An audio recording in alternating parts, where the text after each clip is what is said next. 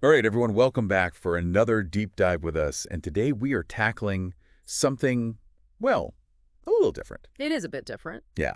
We're going super granular this time, just one single Bible verse, Just one. Jeremiah 29:11. Uh, And we're doing it because I found this YouTube video oh, yeah. with this incredibly bold title, one Bible verse that will change your life forever. Oh, And I got to admit, when I first saw it, I was like, really? yeah, I was pretty skeptical, you know? I get that. Another one of these, but then I actually read the verse. Sure. And I was like, okay, there's something here, and I think it's worth unpacking with you.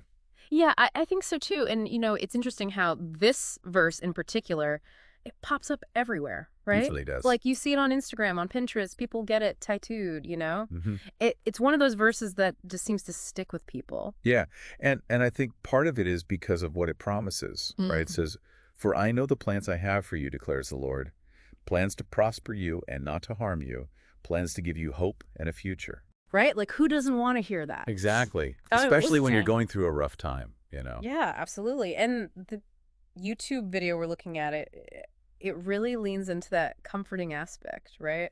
It does. You know, God has this personal plan for everyone. God knows us better than we know ourselves.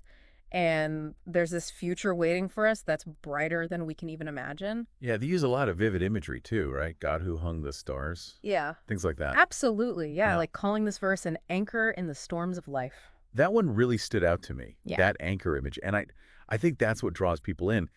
But to really understand it, Hmm.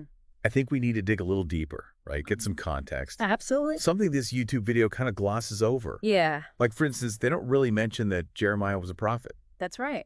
And I think for a lot of people, when they hear the word prophet, they might think of like, fortune tellers or something. Yeah, or like Nostradamus, Yeah. predicting Exactly. the future. But in the Bible, prophets were more like messengers, right? Exactly. They were delivering God's message to the people. And Jeremiah lived during a really, really tumultuous time in ancient Israel. Right.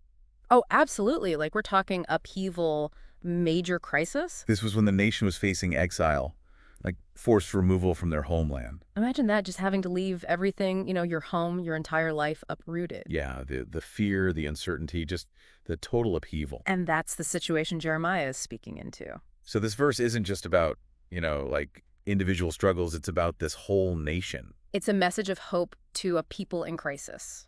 Wow.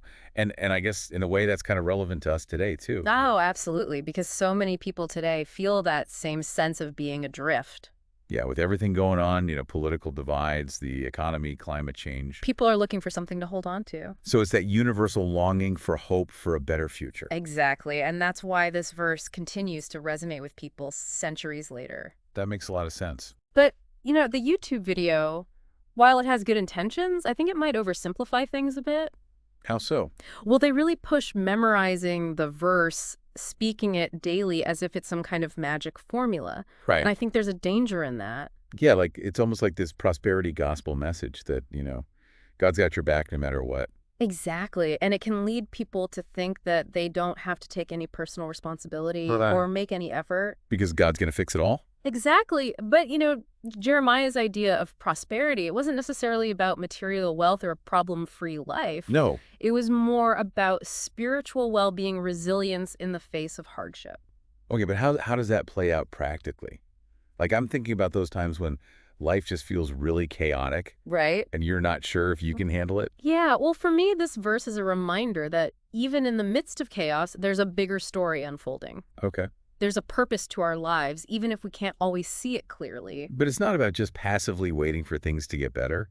No, it's about active trust, Okay. making choices that align with that greater purpose. So it's more about participating in that unfolding. Exactly. And that actually ties back into the YouTube video's call to action. Right. They do talk about actively participating in your life. Yeah, taking steps to make that brighter future a reality. But they frame it in a very personal way, right? With this Yeah. personal God and this personal plan. Right. But what about those who don't share that belief? Yeah, that's a great question. Can they still find meaning in this verse? Absolutely. I think so. How? Well, some scholars see this verse as a promise not just to individuals, but to the whole nation, Okay. emphasizing community resilience and working together to overcome challenges. Interesting. And even on a secular level, this verse speaks to the human capacity for hope, for envisioning a better future and working towards it. even when the present is really difficult. Exactly. We covered a lot of ground with just one verse. We did. So for you listening, what stood out to you the most in this deep dive into Jeremiah 29:11? Yeah, and as you keep thinking about this verse, I want to leave you with this question. Okay. If Jeremiah 29:11 is a promise of hope and a future, how can you actively participate in bringing that promise to life? In your own life. Exactly what concrete steps can you take to make that brighter future a reality? For yourself and for your community. Both. That's definitely something to reflect on. It is. Well, thank you so much for joining us on this deep dive. Of course. And until next time, keep exploring, keep questioning, and keep diving deeper. Absolutely. See you next time.